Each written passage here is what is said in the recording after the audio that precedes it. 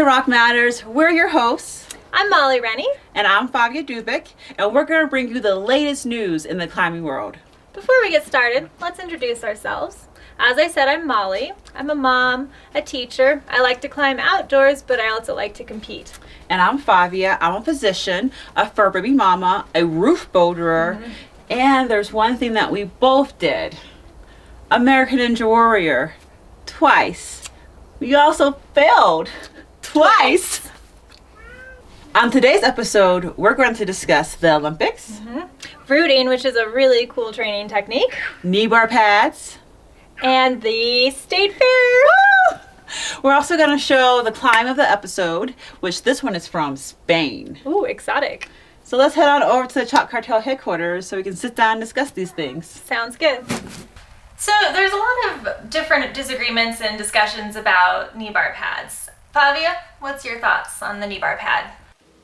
First, let's discuss what a knee bar pad is. It is a piece of rubber with attached straps that you place above your knee on your thigh, and while you're climbing, you put your foot on the rock and you wedge your knee on the other side of the rock, and this allows you to take weight off your hands and prevents you from cutting your skin on your thigh. Personally, I started a little resistant. I thought I didn't need one. It didn't make a difference whatsoever. Then I took a trip down to Waco. And you discovered the importance of the knee bar pad. Yes. Yeah, there definitely is a lot of discussion, and I think some of the older climbers or old school climbers feel like knee bar pads are kind of a form of cheating. But it seems to me like we should take advantage of the improvement in technology and the changes as we have them. Nobody's climbing over a little piece of carpet anymore. That's true. So why not take advantage of the knee bar pad? Hey guys, we're here at Stone Age and Molly's gonna teach me how to root. Give me an R, R. No, not that kind of rooting. No cheerleader background for me. We're going to talk about rooting today. Rooting was developed by Power Company Climbing, and it's this really cool training method that is making people stronger. And a lot of people who've been on a plateau for a while have seen improvements in their strength through rooting. That's great. So I'm going to give you a visual. Okay. Imagine your tree. Very good. And you have these deep roots that go into the ground. Okay, you might be a small little Favia tree, but you're a tree. And the wind is gonna blow you around, and no matter what, even big blowing wind, right, you're gonna stay rooted to the ground because you have those strong roots that go down.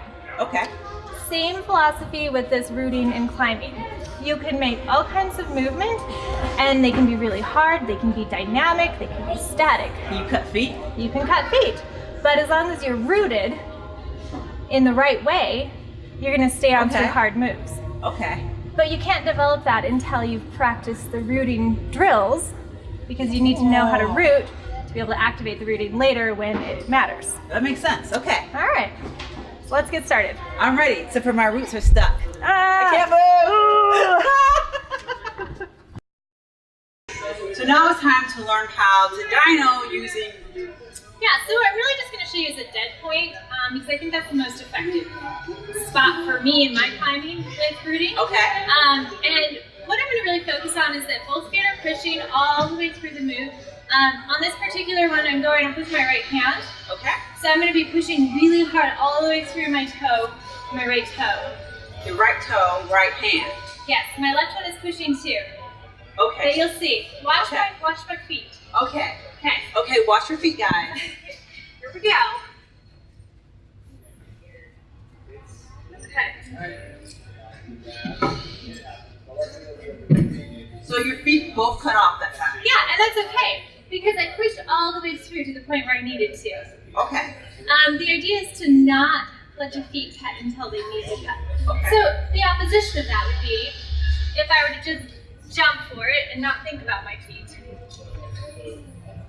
It's actually a lot further. I just kind of jumped, and as soon as I started the movement, I let my feet go, and then I didn't make it. Okay. Because I'm not very good at jumping. So as long as I can use my legs all the way through the movement, I can make it there. Okay. Okay. I'll give it a try. Alrighty. So you had a hand here and a hand here? That's correct. And your feet were here? Right green, left blue. Here? Yes. Okay. And I want to go all the way up. All the way to the ground. And I press through my legs. Yep.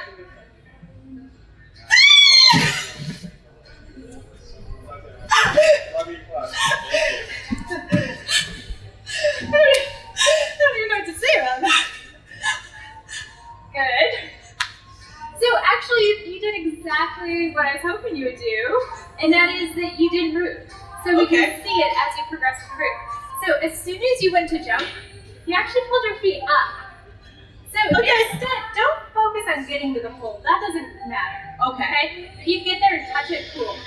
I want you to think about pushing all the way through your legs, all the way up, until you jump. Lift. There you go. Breathe. Move. But that is better. I touched it, guys! I touched it! Yay! Guess what I heard is coming to town? What? The fair. Oh, The I New hate the Mexico State Fair. You hate the fair? It smells like pee, it smells like vomit. My children beg me for toys and treats and disgusting fried things, so. I mean, those are all true, but there's Yeah. also this competition where you hang from a spinning bar and then you win $100. Have you done this before, Favia? I may have done it a few times Yes. in different countries as well. She's a world traveling spinny bar competitor. But I have to say that our comp here is actually more difficult than it was in Canada. Really? Yeah. Well, that's no surprise. But I have not been there this year. You want to come with me? Give it a whirl? A Sure. spin, I should say. Oh, let's go give it a spin. Okay. Absolutely. It's when I say go. Ready, set, go.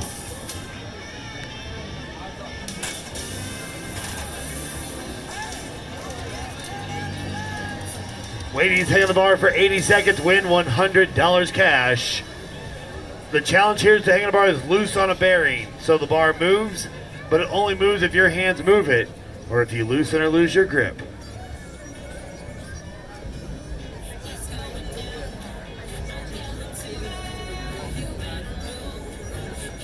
$50 seconds left, ladies.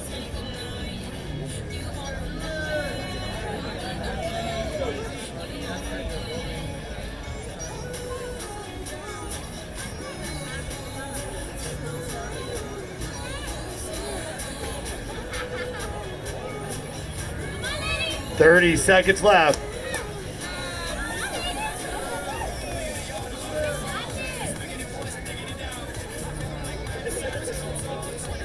$20 seconds left. 15 seconds left. We're looking for 0, 0, 0. 10, 9, 8, 7, 6, 5, 4, 3, 2, 1. Winner!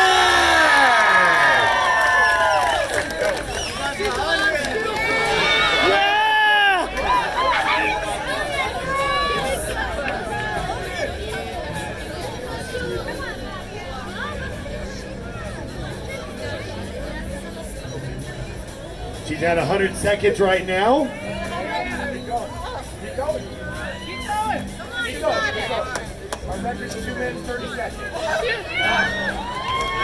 There you go. Give her a round of applause, everybody. She went 110 seconds. You guys don't have to do that, but she did. Good job. Well, that was fun. Was it though? Because I'm not sure I've ever experienced such a crushing experience in my life.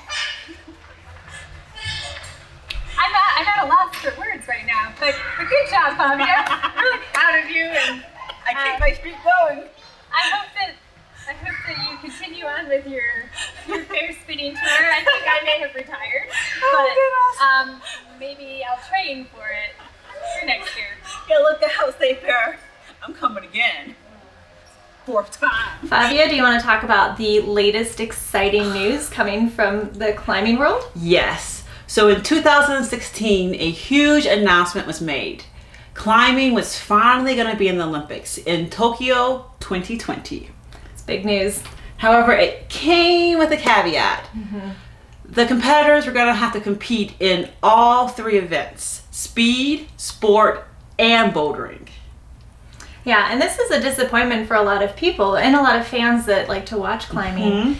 Some people don't really think that speed climbing is part of the regular climbing sport. Some people don't have any interest in watching lead climbing, and similarly, some athletes really specialize, and that's what makes them really good at their sport, is they've specialized. So in August, the first qualifying event happened, the Combined World Championships in Japan. This event was held over 11 grueling days. The competitors had to compete day in and day out. Let's talk about who did qualify. It's a good idea. So to qualify for the Olympics, you have to have the lowest score. So they take your score from speed and multiply it to your score from bouldering and multiply it to your score from lead. So if you get first, second, and third, it'll be 1 times 2 times 3, which is 6. And I didn't know it'd be so much math involved in rock climbing. That is not what I signed up for. I know, and that is why at the end of all 3 events, you don't actually know who qualified because there's so much math involved. You have to wait for that app to tell you. So the men who have qualified so far for the 2020 Olympics are Mikel Moem, Ludovico Fasali, Rashad Kabolin, Tomoa Narasaki, Alexander Magos, Jakob Schubert, and Sean McCall. Canadian, but we'll claim him. I know, that's what I was thinking. North America! Yay! Let's move on to the women. The women who have qualified so far are Yanya Gombrett, Akio Noguchi, Shauna Coxey, Alexandra Miroslav, Petra Klinger, Jessica Piltz. Most exciting news is we have a U.S. person that's going to be in the Olympics. Brooke Rabitou has earned her spot, and it's really exciting. I know. Go, Brooke. We're so proud of you. Every show, we're going to have the climb of the episode. And this climb is actually from Spain. It's called the Diamond, sit-in by Emmerich. And the grade he called it was V7/V8. Ooh, a slash grade. Yeah, I don't know how I feel about that. I do. You take the higher one. Always.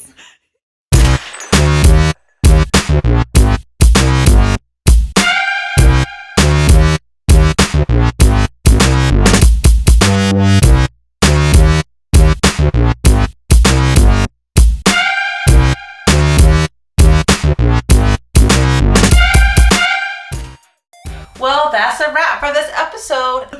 Also head over to Chalk Cartel's website. You can enter the promo code ROCKMatters and get 25% off of the finest chalk in the industry. We're done.